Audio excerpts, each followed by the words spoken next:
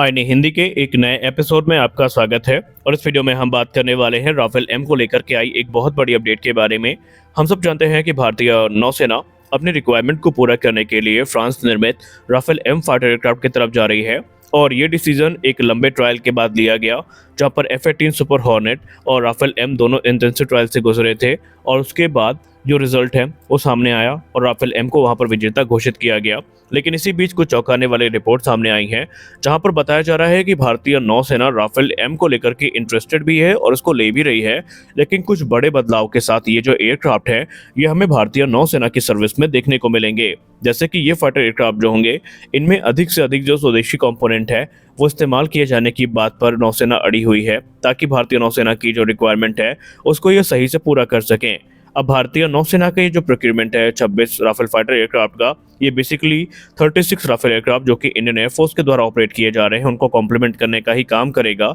और ये काफ़ी ज़्यादा गहन अध्ययन के बाद लिए गए हैं। रिपोर्ट में ये बताया जा रहा है कि भारतीय नौसेना ये चाहती है कि जो इंडियन मेड वेपन सिस्टम है इनका इंटीग्रेशन भी राफेल एम में किया जाए, क्योंकि हम सब जानते हैं कि भारतीय नौसेना ऑलरेडी जो अस्त्र mark 1 beyond visual range missile है जो कि 110 किलोमीटर तक मार करने में सक्षम है, इसको अपने मिग 29K फाइटर एयरक्राफ्ट की फ्लीट में इंटीग्रेट कर रही है। वहीं रिपोर्ट में ये भी दावा किया जा रहा है कि मिग 29K में आने वाले भविष्य में हमें जो रुद्रम 1, रुद्रम 2 और दूसरे जो वेपन्स हैं भारत के द्वारा बनाए गए वो इंटीग्रेट किए जाएंगे। तो ठीक इसी प्रकार का प्रोग्राम भारतीय नौसेना अब राफेल एम के संदर्भ में चाहती है। भारतीय नौसेना का ये कहना है कि राफेल एम जो कि उनके द्वारा खरीदे जाएंगे, इसमें शुरुआती तौर पर अस्त्र मार्क 1 मिसाइल का इंटीग्रेशन किया जाएगा, ताकि इस एयरक्राफ्ट की जो beyond visual range air to air missile capability है या अटैक कैपेबिलिटी है वो काफ़ी ज़्यादा बढ़ जाए। हालांकि ये एयरक्राफ्ट ऑलरेडी मीटियोर जैसी घातक मिसाइल से इक्विप होकर के आएंगे, लेकिन हम सब जानते हैं कि मीटियोर भले ही दुनिया की सबसे कैपेबल मिसाइल में आती है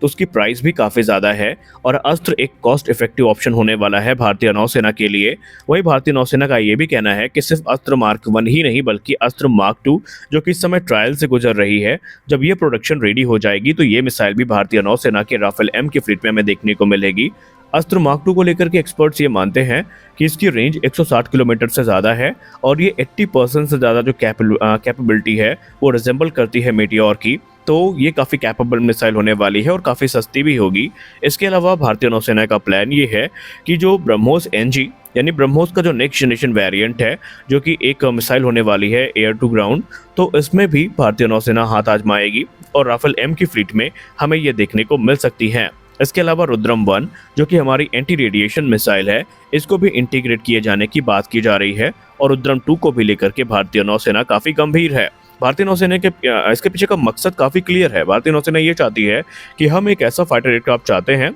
जो कि अधिक से अधिक स्वदेशी वेपन्स को इस्तेमाल करें, ताकि हम अपने ज़रूरत के हिसाब से बड़े नंबर्स में इनको ऑर्डर कर सकें और हमारे ऊपर ये ज़्यादा बर्डन भी ना पड़े। इसके अलावा भारतीय नौसेना ये चाहती है कि हमारे जो फाइटर एयरक्राफ्ट हैं ये हर प्रकार के मिशन को एग्जीक्यूट करने के लिए कैपेबल होने चाहिए और इसीलिए भारतीय नौसेना ये बड़ा फैसला ले रही है। हालांकि एक बीच र्यूमर ये भी सामने आए थे कि भारतीय नौसेना जो अपना IAC-2 है यानी दूसरा स्वदेशी विमान वाहक पोत, जिसको लेकर के भारतीय नौसेना प्रमुख ने कंफर्म कर दिया है कि इस पे काम चल रहा है, तो इसको लेकर के र्यूमर में ये कहा जा रहा था कि एडिशनल राफेल एम को कंसीडर कर सकती है। लेकिन भारतीय नौसेना प्रमुख ने फिलहाल तो इस पर टिप्पणी करने से कुछ भी इनकार किया है। लेकिन एक्सपर्ट्स ये मानते हैं कि अगर टेडबीएफ की जो टाइमलाइन है ये प्रभावित नहीं होती है तो निस्संदेह राफेल एम के चांसेस अब काफ़ी कम है, क्योंकि अगर हम एयरक्राफ्ट कैरियर की बात करें तो इसको बनने में तकरीबन 8 से 10 वर्षों का समय लगने वाला है। यानी अगर निर्माण कार्य इसका 2024 में शुरू होता है तो हम ये मान के चलते हैं कि 2033 से 34 तक ये एयरक्राफ्ट कैरियर भारतीय नौसेना में ट्रायल्स के लिए आ जाएगा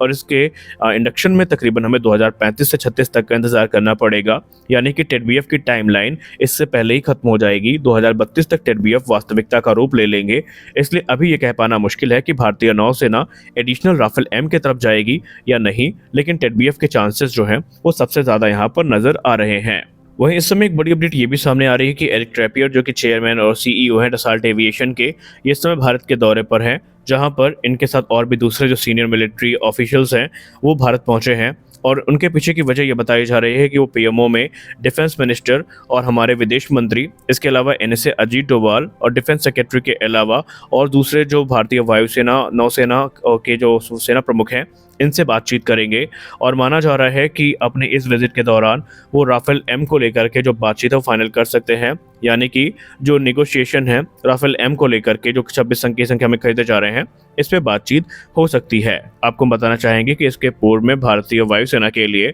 गवर्नमेंट टू गवर्नमेंट एग्रीमेंट के अंतर्गत 36 की संख्या में जो राफेल हैं इनको फ्लाईवे कंडीशन में खरीदा गया था और आज ये सभी एयरक्राफ्ट ऑपरेशनल हैं और भारतीय नौसेना ये चाहती है कि जल्द से जल्द ये जो डील है ये फाइनलाइज हो, ताकि भारतीय नौसेना की जो कैपेबिलिटी है वो किसी प्रकार से प्रभावित ना हो सके। तो आज के इस अपडेट में बस इतना ही, मिलते हैं अगले वीडियो में कुछ और अपडेट्स के साथ, तब तक के लिए जय हिंद।